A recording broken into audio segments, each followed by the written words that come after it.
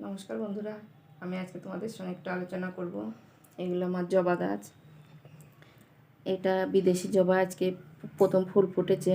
বিদেশি কিংবা পুনে ভ্যারাইটি যেটাই বলে, সেটা সিঙ্গেল পেটালের ফুল আমার আছে, কিন্তু এটা বিদেশি জবার গাছ।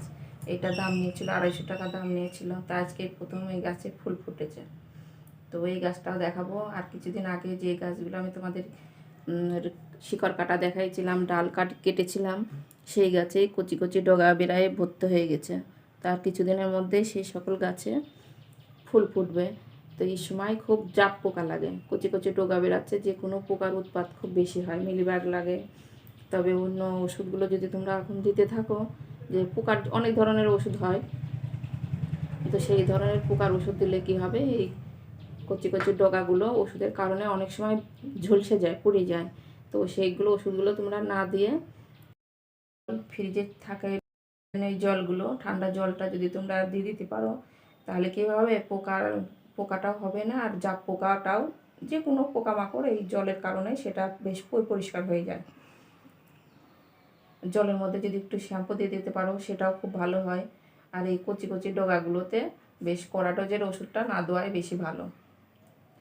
তবে জল দিয়ে দিনের মধ্যে 2-3 বার করে, যদি 3 বার না হোক 2 বার, অন্তত 1 বার বিকেলের দিকে যদি তোমরা সন্ধ্যের আগে আগে দিয়ে যদি একটু ধুয়ে দিতে পারো, তাহলে কি পোকামাকড়টা হবে না।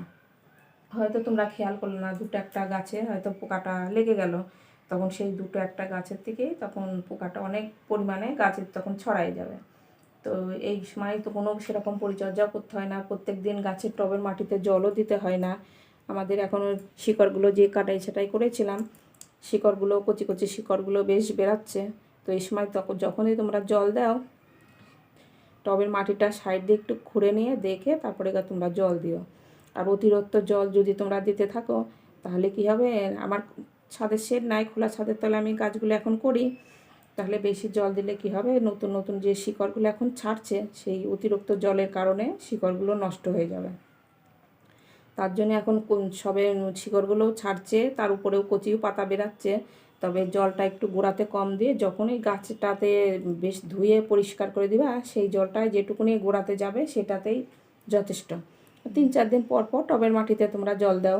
আর গাছে দিনের মধ্যে যদি 2 বার করে স্প্রে করে দিতে পারো, তাহলে কি হবে, যে কোনো পোকামাকড় হবে না, আর গাছটা বেশ পরিষ্কার থাকবে। পরিষ্কার থাকবে, বেশ গাছটা সুন্দর ঝোপালো হয়ে যাবে। গাছগুলো এখন সব এক জায়গাতেই রেখেছি। এই যে দেখলেই বুঝতে পারছো কী পরিমাণে কচি পাতা বেরাচ্ছে। তো এই কচি কচি ডগার সঙ্গে কিন্তু কুড়ি নিয়েই বেরাবে।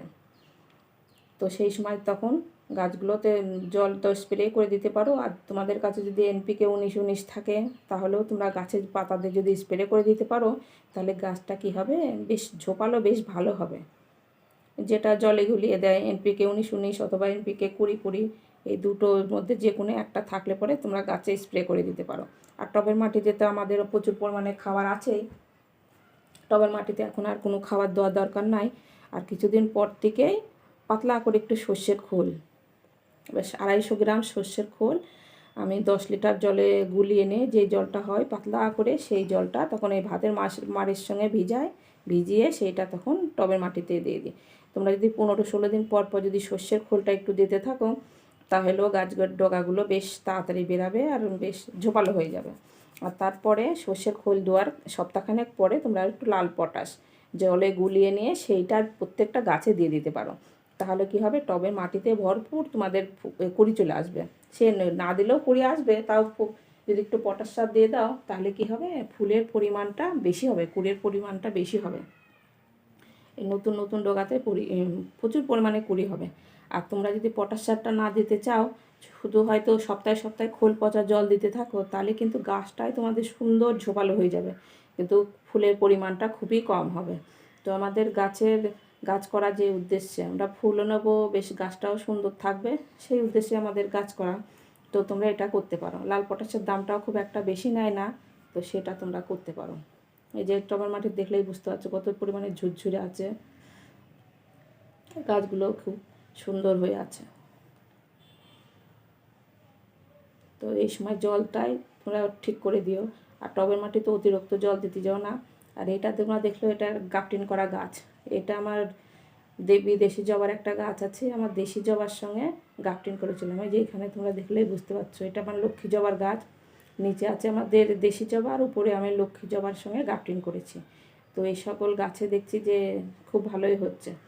দেশি লক্ষ্মী জবার গাছটাকে কী হয়, উপরে বেশ ঝোপালো একটু কম হয়, বেশ তাড়াতাড়ি করে খাবারটা নিতে পারে না। আর দেশি জবার আমাদের গাছগুলোই খাবারটা বেশি টানতে পারে, আর খোলা ছাদের তলায় থাকলেও গাছগুলো কিচ্ছু হয় না, শিকড়টা বেশ ভালো থাকে। তো তার জন্য আমি এই গাছটা করে, এই লক্ষ্মী জবার গাছটা করেছি। আর এদিকে একটা বিদেশি জবার গাছ, বেশ এই দুটো গাছ আমি করেছি। তো এটা দেখলেই বুঝতে পারছো, সেই লক্ষ্মী জবার আমার মাদার গাছটাও আছে, কিন্তু মাদার যে গাছটা আছে সেটার পাতা এখনও বেরায় নাই, কচি কচি ছোট্ট বেরাচ্ছে। আর এই গাছটার পাতা কি পরিমাণে যে বড় বড় হয়ে গেছে। আর এই একটা আছে, এই গাছটা করি ভর্তি হয়ে গেছে। এই গাছটাও তাই, গোড়াটা আছে কিন্তু আমার ওই দেশি জবার, আর তার সঙ্গে উপরে আমি গ্রাফটিং করেছি। এই যে এটাও তোমরা দেখলেই বুঝতে পারছো, এই যে দেশি জবার সঙ্গে উপরে গ্রাফটিং করেছি। তো যারা যত্ন পরিচর্যা খুবই ঠিক মতন জানো না, অনেকেই আছে বিদেশি জবা নিয়ে এসে আমরা যেভাবে দেশি জবার মাটি করি সেইভাবেই আমরা হয়তো প্রতিস্থাপন করে দিই। তাহলে কি হয়, আর অতিরিক্ত জল দিতে থাকো তোমরা, তাহলে কি হবে, এই শিকড়টা বেশি দুর্বল থাকে, বেশি জল সহ্য করতে পারে না, বেশি রোদ্দুর সহ্য করতে পারে না, সেই শিকড়গুলোতে বেশি ফাঙ্গাস লাগে, পচে যায়। তো তোমরা দেশি জবার সঙ্গে যদি গ্রাফটিং করে করতে পারো, আমাদের দেশি জবার শিকড়টা যতই হোক কষ্ট সহ্য করতে পারে।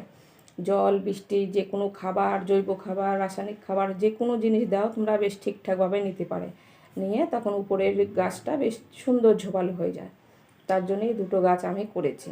তো তোমাদের বাড়িতেও যদি গাছ থাকে তো এরকম একটা করতে পারো, তোমরা নিজেরাই রেজাল্ট বুঝতে পারবা। খুব কম পরিচর্যা করে, যেমন দেশি জবার যত্ন করতে হয়, তারপরে গোড়াটা মাত্র দেশি জবা, তার জন্যেই উপরেকার জোড়ালো ভাবটা বেশি ভালো হয়।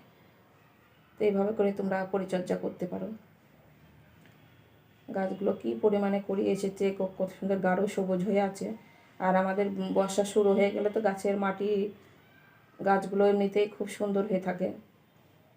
আর না হলে তোমরা যে মাসে একবার করে NPK 19-19 দিয়ে গোটা গাছগুলোকে স্প্রে করে দিতে পারো। বেশি একটু সকালের দিকে দিও, না হলে একটু হয়তো বিকালের দিকে দিয়ে দিতে পারো, তাহলে আমাদের গাছের পাতা খুব সুন্দর বেশ ভালো থাকবে, পরিষ্কার থাকবে।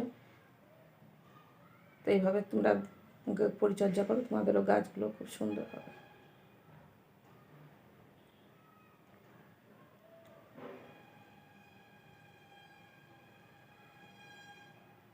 আর এদিকে একটা আছে, এটা দেশি জবার, বিদেশি জবার গাছ। তো এটাও কি পরিমাণে ফুলটা কত সুন্দর, বেশ থোকা থোকা, ফুলের সাইজটা কিন্তু আরেকটু বড় হয়। এটা কমলা কালারের আছে। তো এই গাছগুলোতে যখন ফুল ফুটবে তোমাদেরকে আবার ভিডিও দিয়ে দেখাবো। তবে বর্ষার সময়তেই তোমাদের কয়েকটা যদি গ্রাফটিং করে রাখো তাহলে খুব ভালো হয়।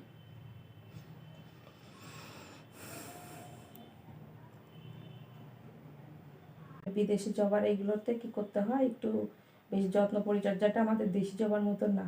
একটু মাটিটা যখন তোমরা তৈরি করবা, বেশ সুন্দর করে একটু বেলে দোআঁশ মাটি দিয়ে তৈরি করো, অর্ধেকটা গোবর সার অর্ধেকটা মাটি দিয়ে গাছগুলো বেশ বসাবা।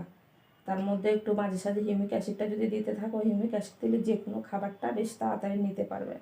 আর গাছটাতে বেশ একটু পাতা কুকড়ানোর রোগ থাকে, যেটা আমরা আর একটা অনেক ভিডিওতে বলি, দেখ সুপারসোনাটা আর কাকা ওষুধ যে কোনো দুটোর মধ্যে একটা যদি তোমরা দিতে থাকো, তাহলে কী হবে, পাতাটা বেশ কুকড়াবে না, ষাট হয়ে থাকবে। আর গাছে যখন দেখবা যে তোমরা সুন্দর একটা গাছ ঝোপালো হয়ে গেছে, তখন একটা আছে 0050 যেটা আছে NPK, সেটাও যদি তোমরা স্প্রে করে দিতে পারো, সেটাতে কি হবে, কুড়ির পরিমাণটা বেশি হবে। তবে বিদেশি জবাতে আমাদের লাল পটাশটা বেশি না দেওয়াই ভালো। লাল পটাশটা দিলে কি হবে, গাছের গোড়াটা একটু শিকড়গুলো যদি এমনিতেই বিদেশি জবার একটু শিকড়গুলো বেশি একটু দুর্বল থাকে, ফাঙ্গাস লেগে যাওয়ার ভয় থাকে, তার জন্য যদি সাদা পটাশটা আমরা জলে গুলিয়ে দিয়ে দিতে পারি, তাহলে কী হবে, আমাদের শিকড়গুলো বেশি ভালো থাকবে। আর শিকড় ভালো থাকলে তো গাছটা ভালো থাকবে। ভিডিওটা এখানে শেষ করছি, নমস্কার।